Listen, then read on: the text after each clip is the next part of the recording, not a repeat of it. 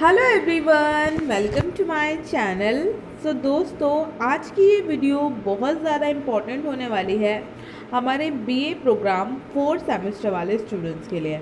Guys, जितने भी हमारे 4th सेमेस्टर के स्टूडेंट हैं दोस्तों, जैसा कि मैंने आप लोगों को कल की वीडियो में प्रॉमिस किया था कि आज मैं आप लोगों को आपके हिस्ट्री सब्जेक्ट का एक इम्पॉर्टेंट क्वेश्चन का आंसर कराने वाली हूँ।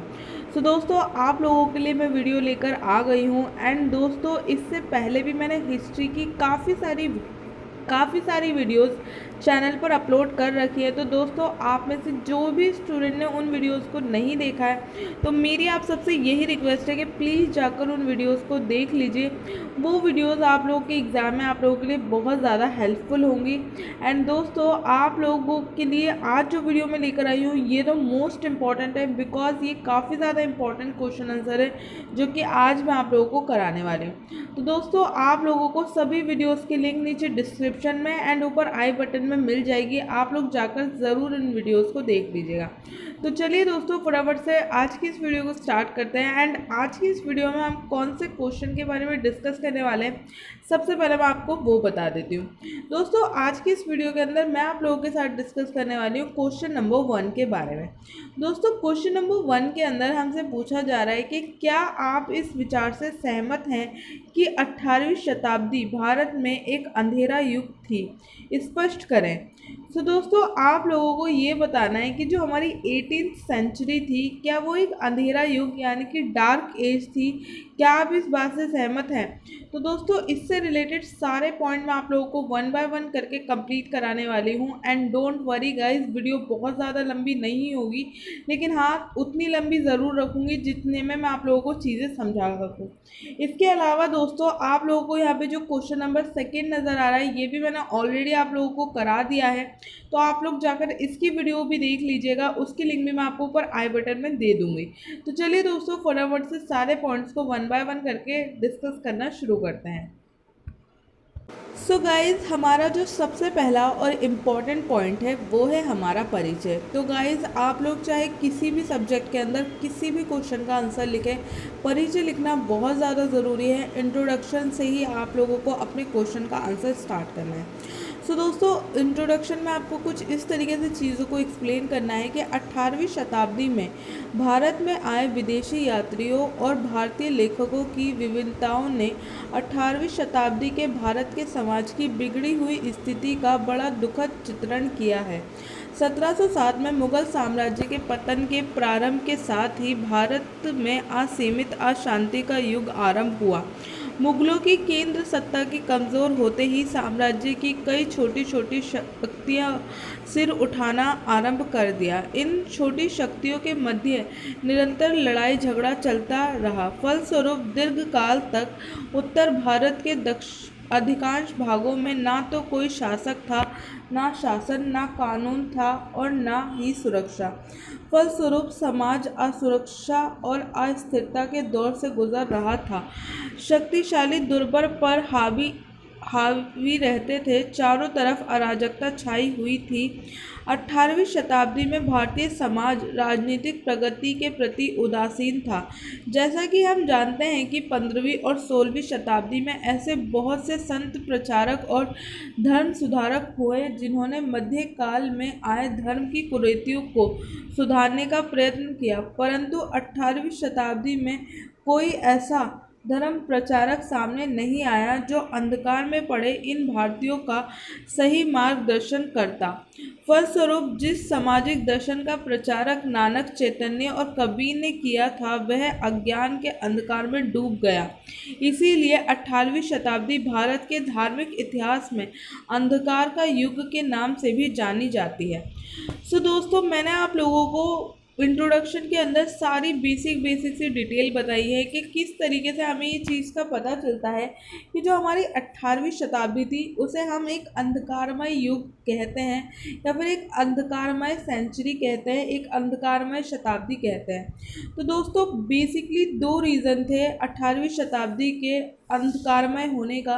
पहला रीज़न तो था जो मुग़ल साम्राज्य था उसका पतन हुआ था, जिसकी वजह से जो राजनीतिक अस्थिरता थी वो पूरे भारत में छा गई थी। और दूसरा रीज़न था धर्म में आई कुरीतियाँ। 18वीं शताब्दी के अंदर बहुत ज़्यादा अंधविश्वास, बहुत ज़्यादा धर्म में कुरीतियाँ आ गई थी, जिसकी वजह से 18वीं शताब्दी को धार्मिक अंधकार युग भी कहा जाता है। तो दोस्तों ये पूरा परिचय आप लोगों को ध्यान रखना है। परिचय थोड़ा सा बड़ा मैंने यहाँ पे आप लोगों के लिए रखा है, लेकिन दोस्तों मैंने जितनी भी चीज़ें यहाँ पे लिखी हैं वो सारी आप लोगों के लिए इम्पोर्टेंट है, इसको आप लोग प्लीज़ ध्यान रखिएगा। इसके बाद दोस्तों हमारा जो अगला पॉइंट है उसके अंदर बताया गया है कि अंधकारमय इस युग को विशेष रूप से दो कारण थे। पहला, मुगल साम्राज्य का पतन, जिसके कारण संपूर्ण भारत में राजनीतिक अस्थिरता फैल गई। दूसरा, धार्मिक अंधविश्वास और कुप्रथाएं, जिसने संपूर्ण सामाजिक जीवन को अंधविश्वास के चक्र में फंसा दिया। सो दोस्तों मैंने अभी आप लोगों को जस्ट ऊपर बताया कि बेसिकली इस अंधकारमय युग के दो कारण थे। पहला, मुगल साम्राज्य का पतन, और दूसरा धार्मिक अंधविश्वास। तो दोस्तों अब मैं आप लोगों को एक एक करके पहले मुगल साम्राज्य के पतन के कारण बताऊंगी, उसके बाद मैं आपको जो धार्मिक अंधविश्वास और कुप्रथाएं 18वीं शताब्दी में प्रचलित हो गई थी उनके बारे में बताऊंगी। दोस्तों आगे के पॉइंट्स आप लोगों के लिए बिल्कुल सिंपल लैंग्वेज में हैं, मैं आप लोगों को ज़्यादा एक्सप्लेन नहीं करूंगी, आप लोग बस इन पॉइंट्स को अच्छे से पढ़ लीजिएगा, आप लोगों के लिए इनफ है। तो दोस्तों चलिए फटाफट से स्टार्ट करते हैं। दोस्तों सबसे पहले आप लोगों को बताना है मुगल साम्राज्य के पतन के कारण। तो दोस्तों यहाँ पे आप लोग देख सकते हो, यहाँ पे मैंने सारी चीज़ें आप लोगों के लिए लिख रखी है, आप लोग इस पॉइंट को अच्छे से रीड आउट कर लीजिएगा, बिल्कुल सिंपल लैंग्वेज में है। दोस्तों पॉइंट्स को अगर मैं रीड आउट करूँगी एक एक करके तो वीडियो बहुत ज़्यादा लॉन्ग हो जाएगी एंड आप लोगों को प्रॉब्लम होगी, इसलिए आप लोग एक एक करके इन सारे पॉइंट्स को अच्छे से देख लीजिए। सबसे पहला कारण था मुगल साम्राज्य के पतन का, वो था आंतरिक कमजोरियाँ। तो दोस्तों जैसे मैंने यहाँ पे आप लोगों के लिए पॉइंट्स के अंदर आंसर लिखा है, इसी तरीके से आपको भी आपके एग्ज़ाम के अंदर पॉइंट्स में ही आंसर लिखना है। हमारा दूसरा कारण था मुगल साम्राज्य के पतन का बाहरी चुनौतियाँ। इसके बाद दोस्तों हमारा अगला पॉइंट है मुगल शासकों की विलासिता, और हमारा चौथा पॉइंट है जागीरदारी व्यवस्था। इसके बाद दोस्तों हमारा अगला पॉइंट है किसानों का विद्रोह। तो दोस्तों यहाँ पे मैंने आप लोगों को मुगल साम्राज्य के पतन से रिलेटेड 5 पॉइंट बताए हैं, इन पांचों पॉइंट को आप लोग ध्यान रखिएगा, आप लोगों के लिए इम्पॉर्टेंट है। इसके बाद दोस्तों जो हमारा अगला पॉइंट आता है वो आता है धार्मिक अंधविश्वास और कुप्रथाएं। दोस्तों ये भी अगेन मोस्ट इम्पॉर्टेंट पॉइंट है, इसको भी आप लोग ध्यान रखिएगा। इसके अंदर हमें बताया गया है कि 18वीं शताब्दी में विभिन्न धर्मों द्वारा भ्रम रूप को वास्तविक सत्य की अपेक्षा अधिक महत्व देने के कारण धार्मिक अंधविश्वास सामाजिक जीवन के हर पहलू पर छा गए। जैसे जैसे अंधविश्वास बढ़ते गए वैसे वैसे पुरोहित जाति की शक्ति भी बढ़ती गई। अज्ञान और अंधविश्वास के कारण घातक सामाजिक रीतियां भी धार्मिक दृष्टि से उचित ठहराई जाती थी। पुरोहित किसी भी सामाजिक बुराई को ये कहकर मान्यता देते थे कि ऐसा शास्त्रों में लिखा है। फलस्वरूप शिशु हत्या, बाल विवाह, सती प्रथा, पुरुषों द्वारा अनेक विवाहों की प्रथा और आध्यात्मिक व धार्मिक आधार पर उचित ठहराई गई। इसी प्रकार जाति प्रथा, अस्पृश्यता, विधवा स्त्रियों का कोई मांगलिक उत्सव से बहिष्कार व दास प्रथा को भी शास्त्रीय समस्त माना गया। अंततः कहना अनुचित न होगा कि 18वीं शताब्दी असहनीय संस्थाओं और अर्थहीन रीति रिवाजों का युग था। सो दोस्तों आप लोगों को इस पॉइंट को बहुत अच्छे से ध्यान रखना है, धार्मिक अंधविश्वास और कुप्रथाओं के बारे में। दोस्तों यहाँ पे हमारा पहला पॉइंट है जाति प्रथा। दोस्तों आप सभी को पता है जाति प्रथा कितनी ज़्यादा डेंजरस है हमारे समाज के लिए, एंड 18वीं शताब्दी के अंदर इस प्रथा का प्रचलन बहुत ज़्यादा हुआ था, जिसकी वजह से जो पूरा हमारा सामाजिक जीवन है वो कई टुकड़ों में बंट गया था। यही सारी बातें दोस्तों मैंने यहाँ पे इन पॉइंट्स के अंदर मेंशन किया, आप लोग इन पॉइंट्स को अच्छे से पढ़ लीजिएगा एंड आप लोगों के लिए बहुत ज़्यादा इम्पॉर्टेंट है। इसके बाद दोस्तों जो अगली कुरीति हमें 18वीं शताब्दी में देखने को मिलती है वो है हमारी अस्पृश्यता। दोस्तों छुआछूत की चीज़ें आप लोगों को पता ही है कितनी ज़्यादा हमारे पुराने समाज में देखी जाती थी।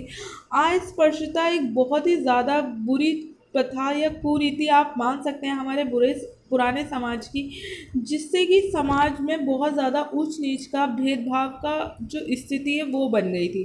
तो दोस्तों ये सारी चीज़ें मैंने आप लोगों के लिए लिख रखी है, आप लोग इनको अच्छे से देख लीजिएगा, बहुत ज़्यादा आप लोगों के लिए इम्पोर्टेंट है। दोस्तों हमारा तीसरा पॉइंट है नारी का समाज में स्थान। तो दोस्तों 18वीं शताब्दी में जो नारियों की स्थिति थी वो भी बहुत ज़्यादा अच्छी नहीं थी। पूरी तरीके से जो नारियां थी, जो विमेंस थी, वो पुरुषों के ऊपर डिपेंड करती थी एंड जो समाज था उसमें सिर्फ और सिर्फ पुरुषों की ही चलती थी। नारियों का कोई भी अस्तित्व नहीं था, ना ही उन्हें शिक्षा लेने की इजाज़त थी, ना ही उन्हें कोई काम करने की इजाज़त थी। तो दोस्तों ये चीज़ आप लोगों को ध्यान रखनी है एंड इस पॉइंट को भी आपको अच्छे से ध्यान रखना है। दोस्तों हमारा चौथा पॉइंट है अन्य सामाजिक रीतियाँ।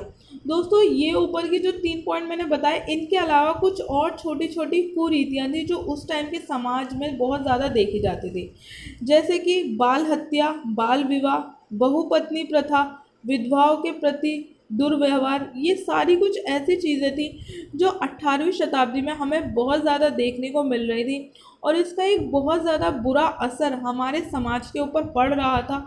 हमारे जो लोग हैं वो गलत प्रथाओं को सच मानकर उनको फॉलो कर रहे थे एंड जिसकी वजह से जो समाज है वो बिल्कुल अस्थिर हो गया था।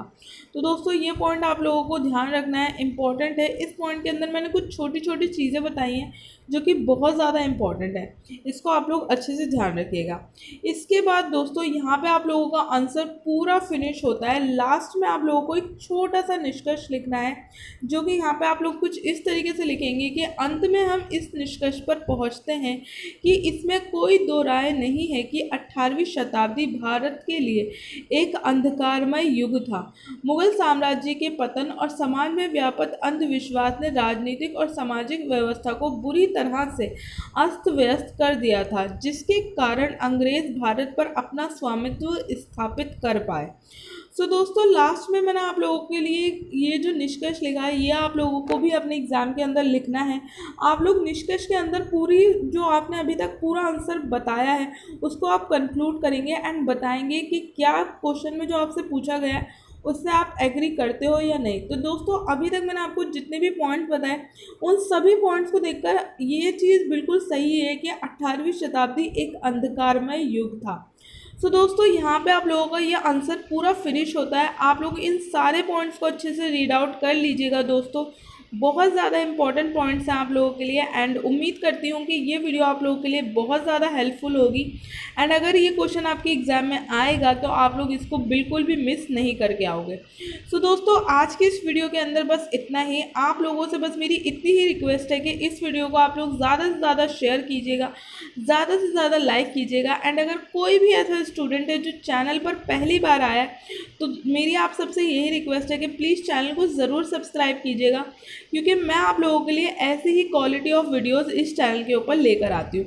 तो दोस्तों उम्मीद करती हूँ आप लोगों को सारे पॉइंट अच्छे से क्लियर हो गए होंगे, जो भी इम्पोर्टेंट चीज़ें थी मैंने आपको एक्सप्लेन कर दी हैं। तो दोस्तों आज की इस वीडियो के अंदर बस इतना ही। मिलती हूँ मैं आप सबसे नेक्स्ट वीडियो के अंदर, तब तक के लिए थैंक यू सो मच।